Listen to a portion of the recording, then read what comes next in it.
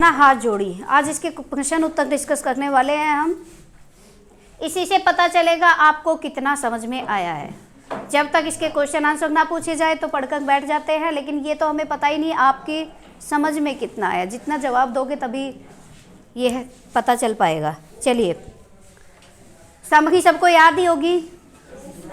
देखिए, कोई भी चैप्टर शुरू करने से पहले उस चैप्टर का नाम और लेखक का नाम ये हमें पता होना चाहिए। उसके बाद अगर आपको समरी याद है तो चैप्टर के बीच में से भी कहीं से भी कोई भी अगर हम क्वेश्चन पूछते हैं तो उसका जवाब हमें पहले से ही पता होना चाहिए। ठीक है, क्योंकि हमें समरी पहले ही पता है तो कहीं से कुछ भी पूछे हम जवाब दे सकते हैं। झिलमिलाते सितारों की रोशनी से नहाया गंतोक लेखिका को किस तरह से सम्मोहित कर रहा था। चैप्टर के शुरुआत में ही हमने पढ़ा, झिलमिलाते सितारों की रोशनी में नहाया हुआ। अगर क्वेश्चन एक बार ही में पढ़ने से समझ ना आए तो उसको 2-3 बार रीड करेंगे तो अच्छे से समझ में आ जाएगा। क्योंकि चैप्टर के शुरुआत में ही हमने पढ़ा कि गंतोक शहर रात के समय में इतना सुंदर लग रहा था कि जैसे आसमान उल्टा हुआ हो। क्यों? जवाब नहीं देना। लाते सितारों की रोशनी में नहाया गंतोक लेखिका को किस तरह से सम्मोहित करता है। जब वो गंतोक शहर में पहुंचती है तो देखती है वहाँ पे इतनी सुंदर लाइटिंग कर रखी है कि वहाँ पर ऐसा जगमगाहट होगा जैसे कि आसमान से सितारे नीचे पृथ्वी पर आ गए हो। लाइटों की कतारें जो थी वो ऐसी लग रही है जैसे कि सितारों की झालर लटकी हुई हो। वो उस अनुपम सौंदर्य को देखकर एकदम स्थिर अवस्था में आ जाती है, अतीन्द्रिय अवस्था में आ जाती है, एकदम शून्य, अपने आप को शून्य स्थगित कर लेती है। यानी कि उसी खूबसूरती में अपने आप को लीन कर लेती है। वो उसकी रोशनी में, उसकी सुंदरता में खो जाती है और सोचती है कि यहाँ का सुबह, शाम और रात सभी कितनी सुंदर है, कितनी खूबसूरत है। ठीक है, और एक्यूरेट अगर आप देखना चाहें तो वो भी आप अपने कॉमन सेंस से भी जवाब दे सकते हैं। आसमान जैसे उल्टा पड़ा हो, सारे तारे बिखर कर जैसे टिमटिमा रहे हो, दूर ढलान लेती तराई गुच्छों के सितारों के गुच्छे रोशनियों की एक झालर सी बना रहे थे। क्या था वह रात में जगमगाता गंतोक शहर था। इतिहास और वर्तमान के संधि स्थल पर खड़ा मेहनत कश बादशाहों का ऐसा शहर था जिसका सब कुछ खूबसूरत था, सुबह, शाम और रात। ठीक है, और उसी खूबसूरती को देखकर वो स्वयं को स्थगित कर लेती है, अपने आप को शून्य कर लेती है, उसी की अतीन्द्रियता में वो खो जाती है। नेक्स्ट, गंतोक को मेहनत कश बादशाहों का शहर क्यों कहा। अभी अभी लेखिका ने कहा था जैसे मेहनत कश बादशाहों का शहर जिसका सब कुछ सुंदर था, सुबह, शाम, रात। ठीक है, मेहनत कश बादशाहों का शहर क्यों कहा है लेखिका ने। वो है इसलिए कहा है क्योंकि वहां पर कोई भी वर्गीला इंसान नहीं था, कोई भी पेटू इंसान नहीं था, बढ़े हुए पेट वाला नहीं था। क्यों? क्योंकि सभी वहां पर मेहनत करते थे। वहां के लोग बहुत ज़्यादा मेहनती थे। जैसा कि लेखिका ने पढ़ा, इसमें बीच में बताया कि जो वहाँ की महिलाएं थी वो घर का कार्य भी करती थी, चाय के पत्ते तोड़ती थी, चाय के बागानों में भी काम करती थी और यहाँ तक कि पत्थर तोड़ने का काम करती थी। बच्चे तो संभालती थी, कईयों के पीठ पर बच्चे भी बंधे हुए होते, जिनके छोटे बच्चे होते थे तो वो पीठ पर बांधकर हथौड़े चलाती थी। बहुत मेहनत करती। बच्चे क्या करते थे, 3-3.5 किलोमीटर पैदल चलकर स्कूल जाते थे और उसके बाद शाम को अपनी माँओं के साथ में मवेशियों को चराते थे, अर्थात भेड़ बकरियों को चराते थे। ऊपर से वो लकड़ी के गट्ठर भी ढोते थे। इसका मतलब है वहाँ पर सभी लोग बहुत मेहनती थे। इसीलिए लेखिका ने उनकी मेहनत को देखते हुए, उनकी मेहनत का जायजा लेते हुए उन्होंने ऐसा कहा कि गंतोक शहर जो है वो मेहनत कश बादशाहों का शहर है।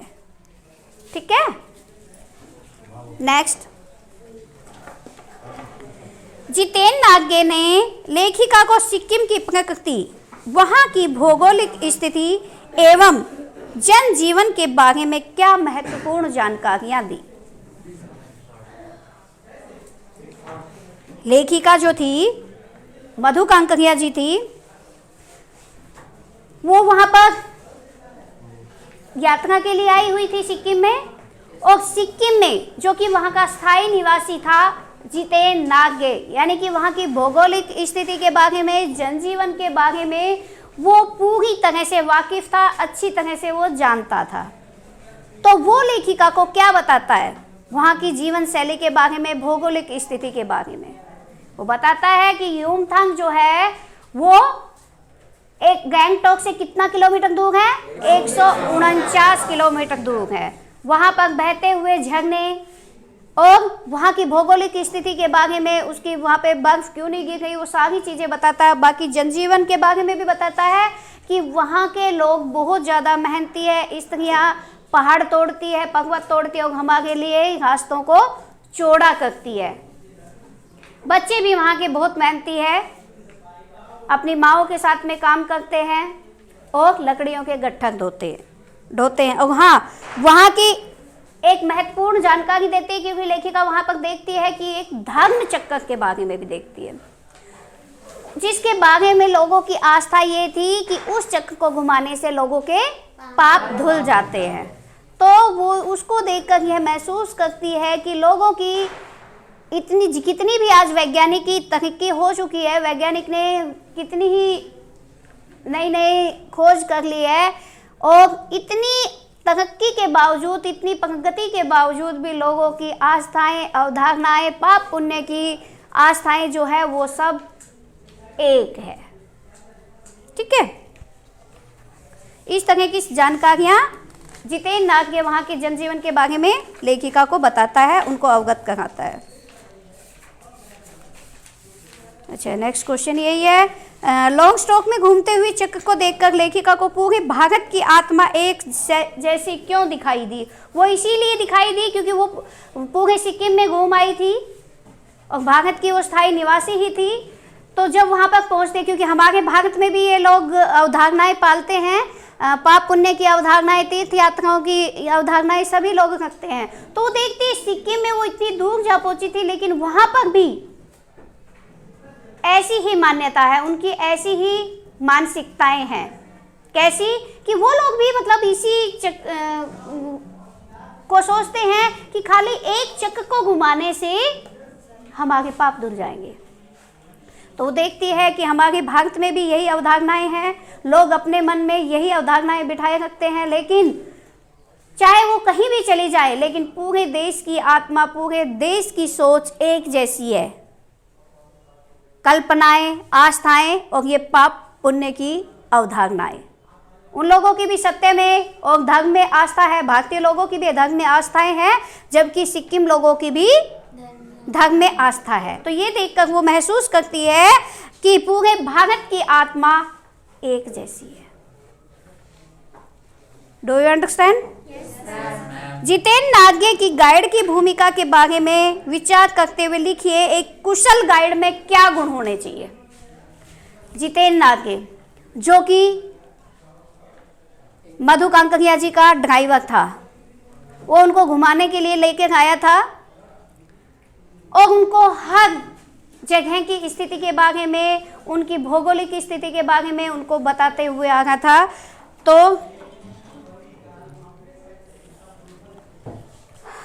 वह कहता है,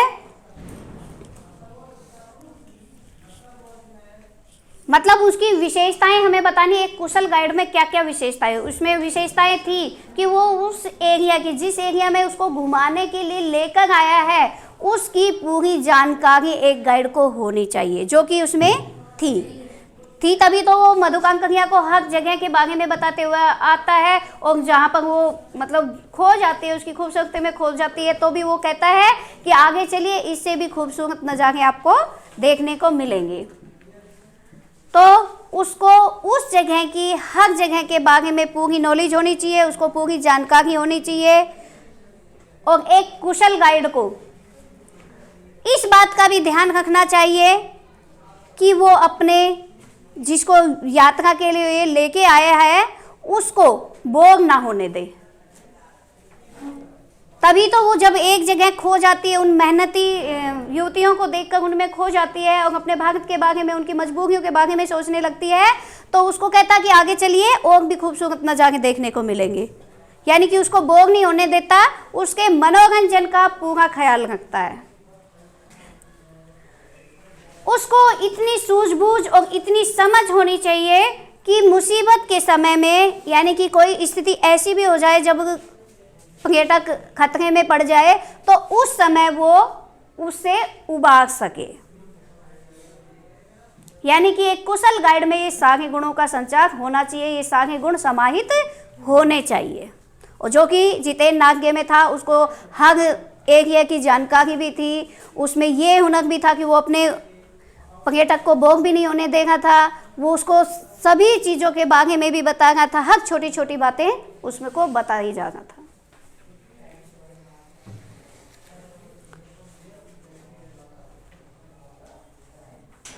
इस यात्रा वृत्तांत में लेखिका ने हिमालय के जिन जिन रूपों का चित्र खींचा है उन्हें अपने शब्दों में लिखिए। उसने बताया कि जैसे जैसे वो आगे बढ़ती गई, हिमालय का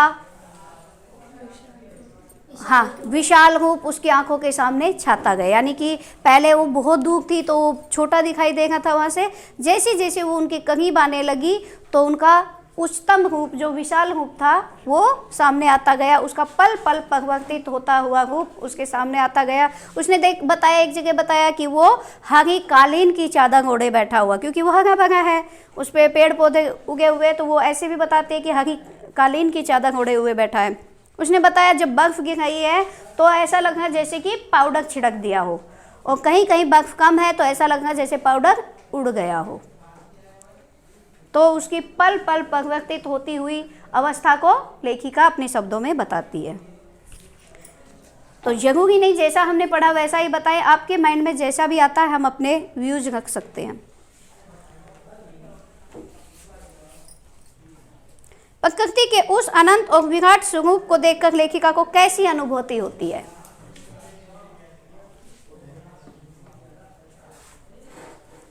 उस विराट और अनंत रूप को देखकर लेखिका बहुत ही अच्छा महसूस करती है। क्या क्या महसूस करती है वो?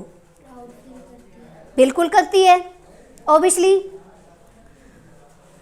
और उस उच्चतम रूप को, क्योंकि वो जैसे कि ज़्यादा करीब आ रही थी तो उच्चतम हो ही गया था, विशाल हो गया था, बहुत बड़ा हो गया था। उसमें बहने वाले झरने, क्योंकि देखती है ना कि कहीं कहीं पर झरने बह गए हैं, कहीं कहीं पर रोडोडेंड्रोन के फूल भी खिल गए हैं, तो वो उस सब में खो जाती है। उसको देखकर बहुत ही अच्छा महसूस करती है। बर्फ गिर रही है तो उस बर्फ का भी आनंद लेती है, और तीस्ता नदी का भी आनंद लेती है वो। तो इस तरह से वो बहुत अच्छा महसूस करती है।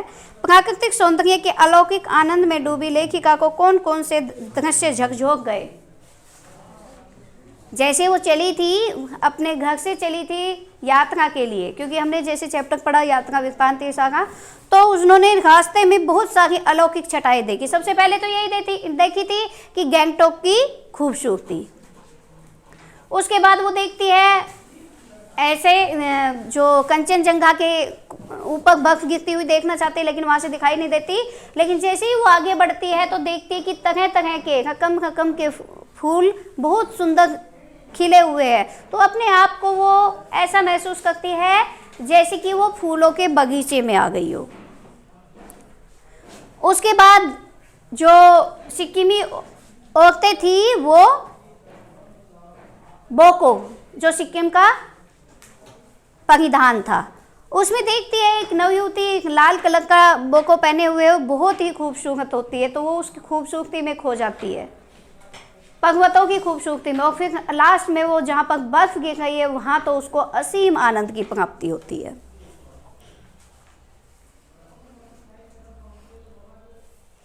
सैलानियों को प्रकृति की अलौकिक छटा का अनुभव करवाने में किन लोगों का योगदान होता है? यात्री लोग जो होते हैं, वहाँ के सैलानी लोग जो होते हैं, उनको प्रकृति की अलौकिक छटा का अनुभव करवाने में किन किन लोगों का योगदान होता है, बताइए।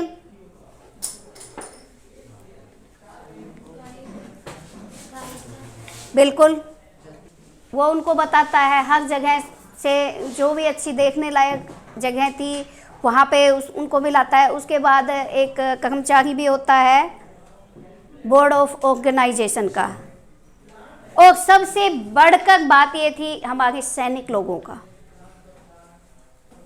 वो हमारे उनकी बॉर्डर की रक्षा करते, तभी तो सैलानी लोग वहाँ पर सुरक्षित पहुँचते हैं, है ना। कितना कम लेकर ही समाज को कितना अधिक वापस लौटा देती है, इस कथन के आधार पर स्पष्ट करें कि आम जनता की देश की आर्थिक प्रगति में क्या भूमिका है। ये किसके बारे में कहती है लेखिका?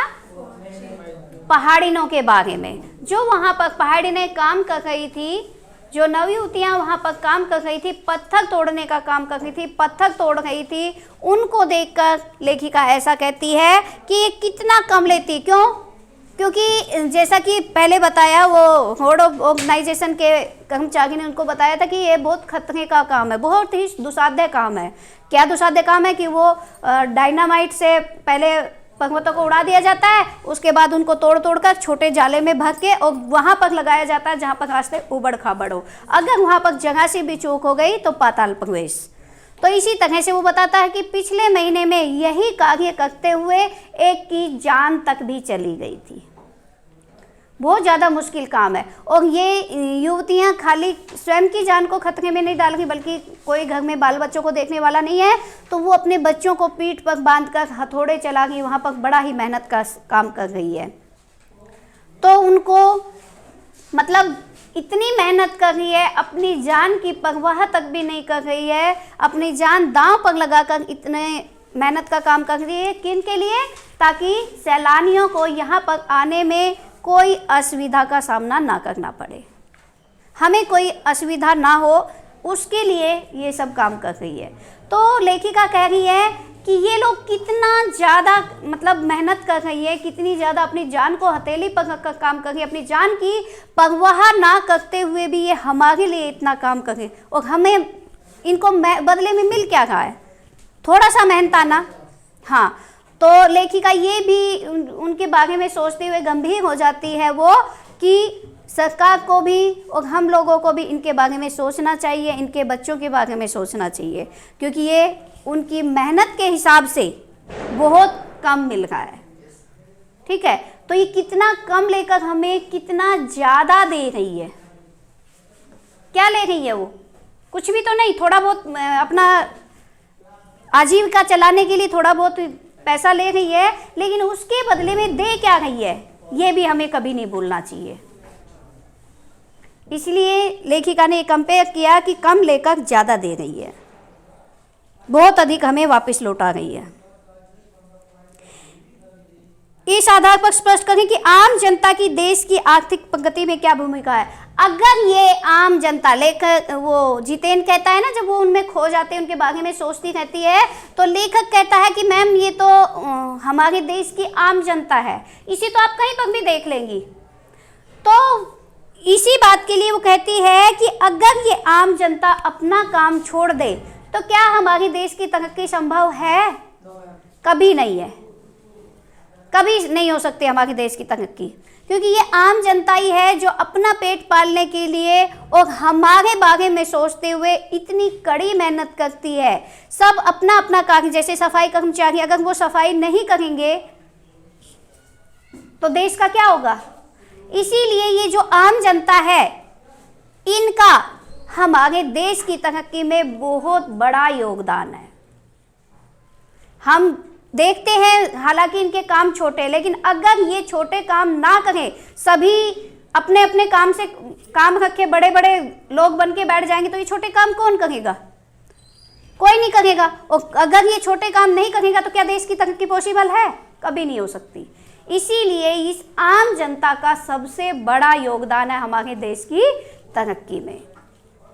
ठीक है, आज की पीढ़ी द्वारा प्रकृति के साथ किस तरह का खिलवाड़ किया जा रहा है, उसे रोकने में आपकी क्या भूमिका हो सकती है?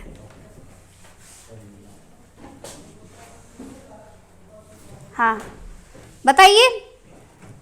आज की पीढ़ी द्वारा प्रकृति के साथ किस तरह का खिलवाड़ होगा? जैसा कि हमने पीछे पढ़ा था, वेरी गुड, जी हाँ, हम अपने फायदे के लिए इन पेड़ पौधों को काट देते हैं, जिसका परिणाम कितना बुरा देखने को मिलता है। जैसा कि अभी इसमें कहा था कि ये पीछे कंचनजंगा के पास जो गई थी तो उन्होंने सोचा था कि वहाँ पर युमथांग में उनको बर्फ मिलेगी, लेकिन नहीं मिली। क्यों नहीं मिली? क्योंकि प्रदूषण के कारण, प्रदूषण के कारण। और कटाव पर इनको बर्फ क्यों मिली थी?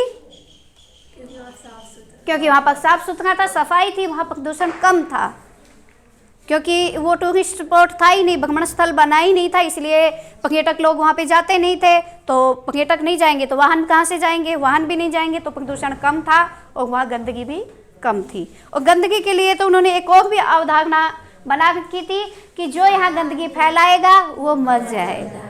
हाँ, इस वजह से भी वहाँ पर साफ सफाई थी। आज की पीढ़ी द्वारा प्रकृति के साथ, हाँ, तो ये आज की पीढ़ी के द्वारा प्रकृति के साथ खिलवाड़ यही हो रहा है कि हम लोग पेड़ पौधों को काटते जा रहे हैं और प्रदूषण की समस्या को बढ़ाते हुए जा रहे हैं। इसी वजह से यहाँ पर स्नोफॉल भी कम हो गया है और प्रदूषण इतना ज़्यादा हो गया है कि सांस लेने में भी परेशानी होने लगी, दमा वगैरह कितनी ही तरह की बीमारियाँ भी होने लगी है। तो ये ऐसा अपराध है जो अक्षम्य है। ये हमने पीछे पढ़ा है, चैप्टर में पढ़ा है कि प्रकृति द्वारा किया गया ये अक्षम्य अपराध है, प्रकृति के साथ हमारी जनरेशन के द्वारा। क्योंकि हम प्रकृति का सबसे बड़ा नुकसान तो यही कर रहे हैं कि उनकी पेड़ पौधों को काट रहे हैं, जल संचार के साधन भी इसी वजह से कम होते जा रहे हैं। प्रदूषण के कारण स्नोफॉल में कमी का जिक्र आया है। प्रदूषण के और कौन कौन से दुष्परिणाम सामने आए हैं लिखे। ये मैंने पहले ही बता दिया कि प्रदूषण के कारण ही दमा की बीमारियां, सांस लेने में तकलीफ, तरह तरह की बीमारियां हो गई है और इसी प्रदूषण के कारण स्नोफॉल भी कम हो गया है। कटाव पर किसी भी दुकान का ना होना उसके लिए वरदान है। इस कथन के पक्ष में अपनी राय व्यक्त कीजिए। देखिए, हालांकि लेखिका को काफ़ी परेशानी हुई थी कि वहाँ पर कोई भी दुकान नहीं थी, इसलिए उनको वो शूज़ नहीं मिले थे। अगर वो शूज़ मिल जाते तो वो भी बर्फ में उछल उछल कर आनंद लेती उसका, लेकिन उसको शूज़ नहीं मिले थे। लेकिन फिर भी ये कहा जा रहा है कि कटाव पर किसी भी दुकान का ना होना उसके लिए वरदान है। क्यों? जी हाँ, अगर वहाँ पर कोई दुकान होगी तो वहाँ पर पर्यटक लोग हैं, वहाँ पर सामान भी खरीदेंगे, खाए पिएंगे भी और वहाँ पर गंदगी भी फैलाएंगे। वहाँ पर कोई दुकान ही नहीं होगी, कोई सामान ही नहीं मिलेगा तो गंदगी कहाँ से होगी? इसीलिए लेखिका कह रही है कि ये सबसे अच्छी बात है कि वहाँ पर दुकान नहीं है। जबकि लेखिका ने खुद एक समस्या का सामना भी किया, लेकिन फिर भी वो खुश है कि यहाँ पर दुकान नहीं है, क्योंकि ऐसा किस लिए कहती है? गंदगी ना फैले। हाँ, अगर वहाँ पर दुकान होगी तो ऑब्वियसली गंदगी होगी ही होगी। इसीलिए लेखिका ऐसा कहती है कि अच्छी बात है यहाँ पर कोई दुकान नहीं है, इसीलिए कटाव पर दुकान का ना होना वहाँ के लिए वरदान ही है। प्रकृति ने जल संचय की व्यवस्था किस प्रकार की है? जैसा कि हमने पढ़ा था, हाँ, सर्दियों में क्या होता है, ये पानी जो है वो बर्फ के रूप में जम जाता है और जब गर्मी पड़ती है तो वो बहकर झरनों के माध्यम से, नदी नालों के माध्यम से वो पिघल कर पानी बन जाता है और हमारे तृप्त आत्मा को शांति प्रदान करता है। अर्थात जहाँ पर पानी की कमी होती है, पानी की किल्लत होती है, वहाँ पर हमें पानी मिल जाता है। तो प्रकृति ने बड़े अच्छा तरीके से जल संचय की व्यवस्था की हुई है। देश की सीमा पर बैठे फौजी किस तरह की कठिनाइयों से जूझते हैं? बहुत इंपॉर्टेंट क्वेश्चन है बेटा, ये बहुत ही महत्वपूर्ण है। देश की सीमा पर बैठे फौजी किस तरह की कठिनाइयों से जूझते हैं, उनके प्रति हमारा क्या उत्तरदायित्व होना चाहिए? जैसा कि हमने पढ़ा वहाँ पर फौजी लोग क्या -15 डिग्री टेम्परेचर में अपना जीवन यापन कर रहे हैं। -15 डिग्री में वो वहाँ पर रह रहे हैं, जबकि यहाँ पर हालांकि जो लेखिका है वो गर्मियों के समय में वहाँ पर घूमने गई थी और उस समय वहाँ पर इतनी ठंड थी। तो लेखिका कहती है कि जब इतनी गर्मी में यहाँ पर इतनी ठंड है तो ठंड के समय में यहाँ क्या हालत होगी। हाँ, तो वो वहाँ पर इतनी समस्याओं से जूझते हुए इतनी मुश्किल से वहाँ पर हमारे लिए, ताकि हम पर कोई आँच ना आए। जो सैनिक है वो अपने घरों में बाल बच्चों को छोड़ के, अपने घर में माता पिता को छोड़कर हमारे देश की रक्षा के लिए वहाँ पर बैठे हुए बेचारे, और कितनी गर्मी सर्दियों से जूझते हुए वो हमारी रक्षा कर रहे हैं। तो लेखिका इसी सब पर प्रकाश डालती है कि वो कितनी मुश्किल से कैसी कठिनाइयों से जूझते हुए अपने कर्तव्य का पालन कर रहे, अपना उत्तरदायित्व निभा रहे हैं। साना हाथ जोड़ी पाठ की विधा क्या है। विधा मतलब जैसे निबंध है, या इसमें ऑप्शन भी देती हूँ, निबंध है, कहानी है, यात्रा वृत्तांत है, या उपन्यास है। जी हाँ, यात्रा वृत्तांत है। मधु कंकरिया जी का जन्म कहाँ होता है?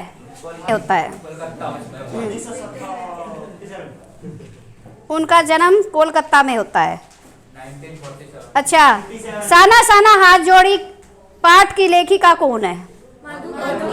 ये तो सबको ही पता है, ये तो सबको ही पता है।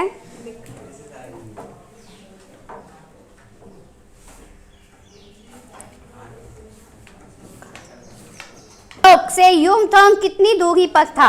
149 दूरी पर, 50 किलोमीटर 40 का क्या अर्थ आया है सामने? नहीं बेटा, तरह तरह के, रकम रकम के फूल खिल गए, रकम रकम के भिन्न भिन्न तरह तरह के ही तो होता है। धीरे धीरे कैसे हुआ? लेखिका के ड्राइवर कम गाइड का नाम क्या था? जितेंद्र। लेखिका ने युमथांग की यात्रा के दौरान कौन कौन से पेड़ देखे थे? के धूपी के, पाइन के और धूपी के।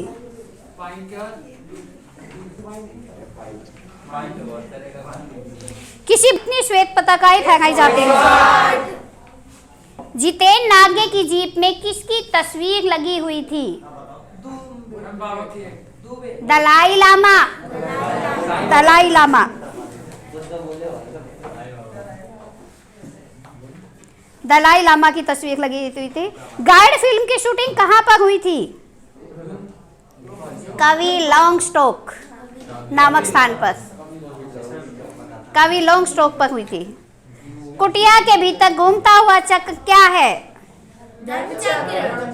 जी हाँ, धर्म चक्र भी है और उसको प्रेयर व्हील भी कहते हैं। प्रेयर व्हील मतलब प्रार्थना करने वाला चक्र। लेखिका किन शब्दों से हिमालय को सलामी देना चाहती है? मेरे नगपति मेरे विशाल। बेटा लाइन आई है चैप्टर में, मेरे नगपति मेरे विशाल। शिखरों से गिरते हुए फेन उगलते झरने का नाम क्या था? फॉल्स आया तो है चैप्टर में, 7 सिस्टर्स फॉल। लेखिका ने बहते हुए झरने को किसका प्रतीक बताया है? बहते हुए झरने को जीवन की अनंतता, जीवन की अनंतता। क्यों नहीं है? चैप्टर पढ़ा हमने, है तो सही। लेखिका ने छाया पहाड़ किसे कहा है? बादल को, बादल को। लेखिका ने मानव जीवन अस्तित्व को किसके समान कहा है? लेखिका ने मानव अस्तित्व को किसके समान कहा है? एक तिनके के समान। हाँ, एक तिनके के समान।